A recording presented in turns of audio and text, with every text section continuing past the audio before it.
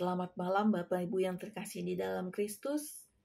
Puji nama Tuhan, kita boleh berjumpa kembali bersama saya, si Tuhan Nyonya Reta Hasibuan Boru Pohan. Sebelum masuk ke dalam renungan, mari kita satukan hati kita berdoa. Bapa yang baik, Bapa yang bertata dalam kerajaan surga, terima kasih Bapa, Engkau memelihara hidup kami pada pagi hari hingga pada malam hari ini ya Bapa. Sebelum kami beristirahat, kami rindu disapa oleh kebenaran firman-Mu. Kiranya Tuhan Yesus membuka mata rohani kami, sehingga kami sungguh mengenal apa yang menjadi kehendak Bapa untuk kami lakukan di dalam hidup kami, pribadi lepas pribadi. Di dalam Kristus kami berdoa. Amin.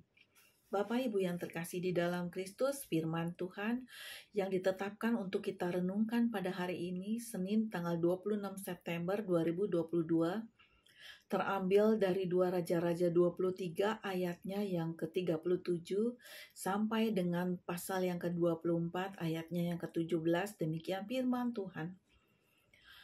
Di bawah perikop Yoyakim Raja Yehuda. Ia melakukan apa yang jahat di mata Tuhan, tepat seperti yang dilakukan oleh nenek moyangnya. Dalam zamannya majulah berperang Nebukadnezar Raja Babel. Lalu Yoyakim menjadi takluk kepadanya 3 tahun lamanya.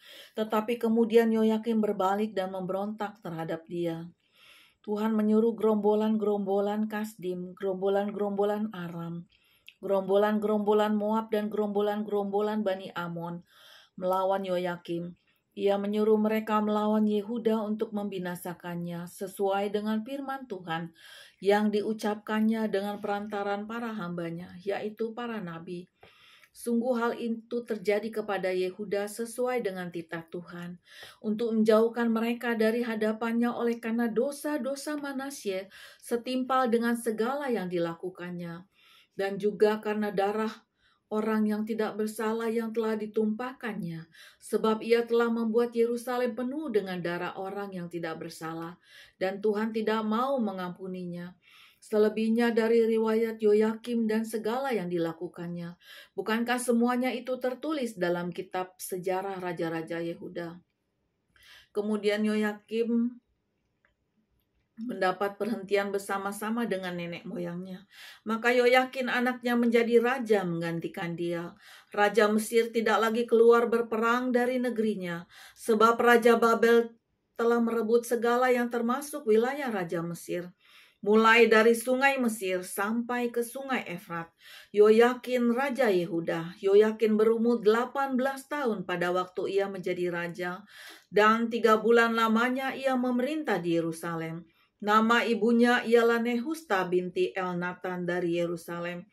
Ia melakukan apa yang jahat di mata Tuhan, tepat seperti yang dilakukan ayahnya. Bapak Ibu yang terkasih, saya hanya membacakan sampai dengan ayat yang 9. Saya mempersilahkan jemaat untuk meneruskan sampai dengan ayatnya yang ke-17. Perikop yang menjadi perenungan untuk kita renungkan pada malam hari ini mengisahkan tentang perilaku jahat dari Raja-Raja Yehuda yang merupakan keturunan langsung dari Raja Yosia, yaitu ada 3 anaknya. Yang pertama bernama Yoahas, kemudian dilanjutkan oleh Yoyakim, dan kemudian digantikan oleh Matanya yang merupakan paman daripada Yoyakim, yang juga merupakan anak daripada Yosia. Matanya diganti namanya oleh Raja Babel menjadi Zedekia. Dan Yoyakin cucu dari Yosia. Mereka semua melakukan apa yang jahat di mata Tuhan, tepat seperti yang dilakukan oleh nenek moyangnya. Bapak Ibu yang terkasih, kalau kita membaca tentang Raja Yosia, pada pasal sebelumnya, yaitu pada pasal 2 Raja-Raja 23 dan pada kitab Tawarik, Raja Yosia sesungguhnya terkenal sebagai raja yang melakukan pembaruan besar-besaran bagi bangsa Israel. Sepanjang 31 tahun pemerintahannya, kita dapat membacanya di dalam 2 Tawarik 34 ayat 33. Yosia menjauhkan segala dewa kekejian dari semua daerah orang Israel, dan semua orang yang ada di Israel beribadah kepada Tuhan Allah mereka.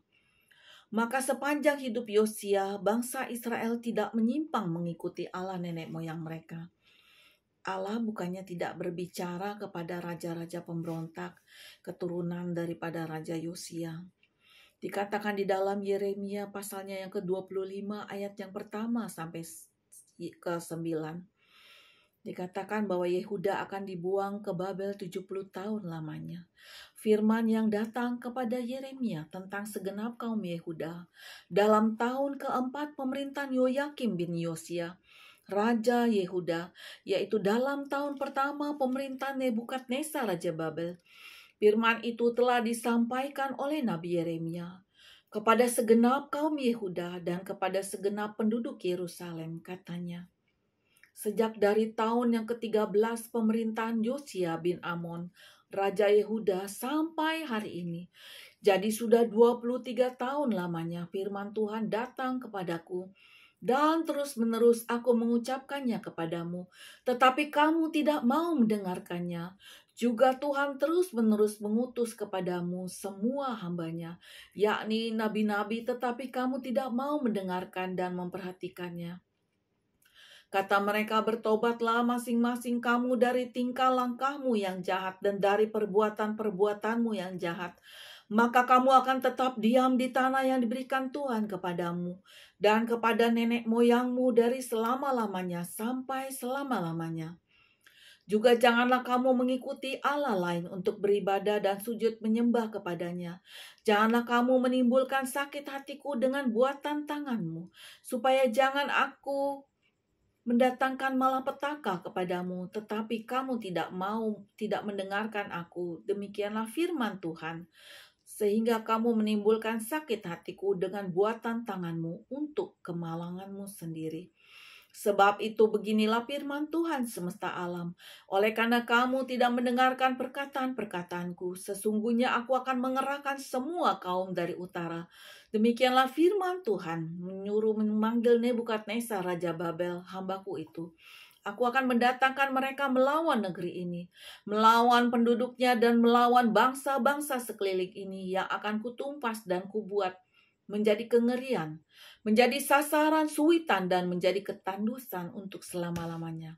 Bapak Ibu yang terkasih di dalam Kristus, sebagai generasi yang hidup pada zaman akhir, Allah juga sampai dengan saat ini masih berbicara melalui firman-Nya, melalui Alkitab, yaitu firman yang tertulis.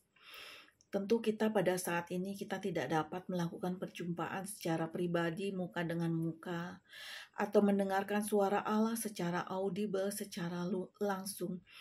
Seperti yang sebagian orang mungkin mereka mengalami perjumpaan Allah dan ada juga mendengarkan suara secara audible.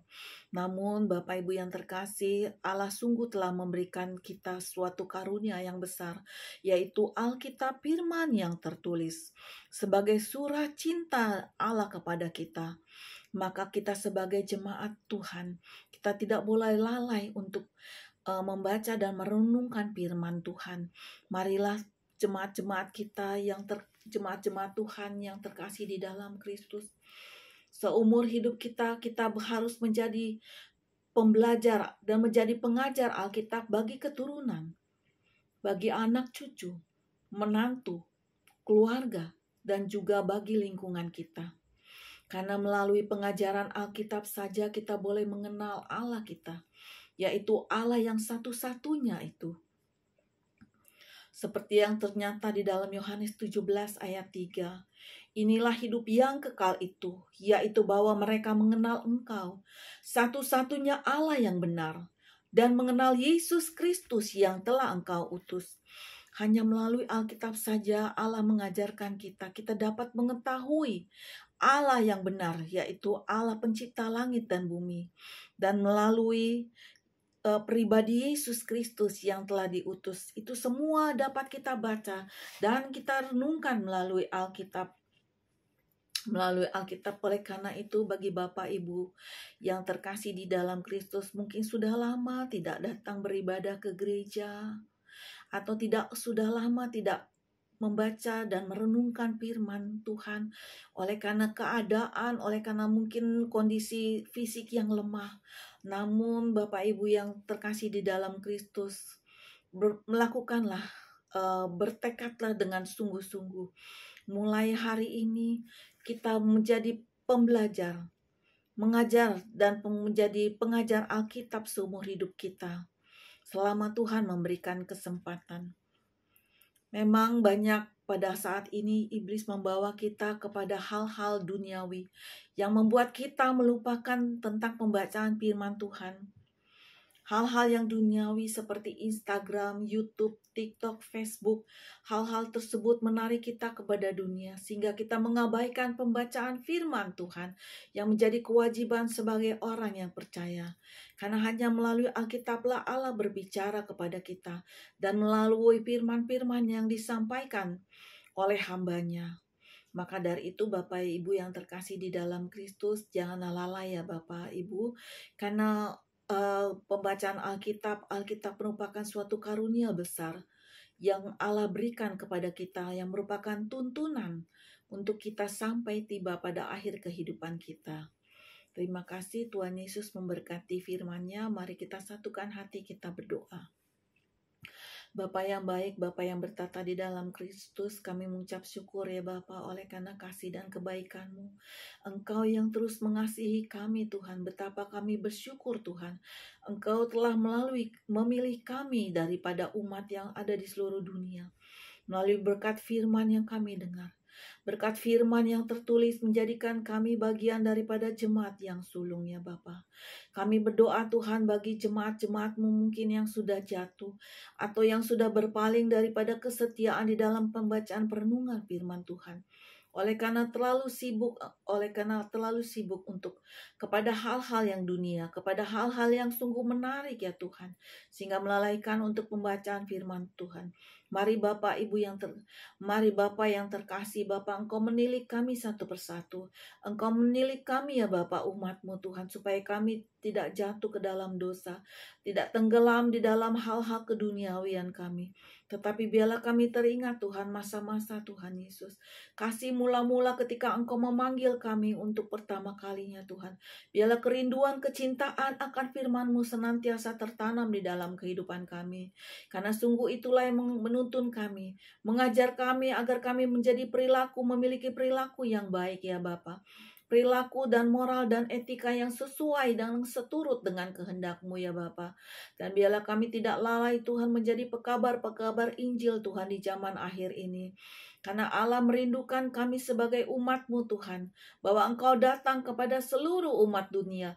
Bahwa hanya melalui Engkau satu-satunya Tuhan orang dapat datang kepada Bapa, yaitu Juru Selamat yang hidup. Terima kasih Bapa. Bapa, kami sebentar mau beristirahat pada malam hari ini. Tutup bungkus kami dengan kuasa darah-Mu yang kudus, sehingga kami boleh bangun esok hari dengan tubuh yang segar, dengan kekuatan yang baru, untuk mendapatkan kasih karunia-Mu. Di dalam Kristus kami berdoa. Amin. Selamat malam Bapak Ibu yang terkasih, Tuhan Yesus memberkati.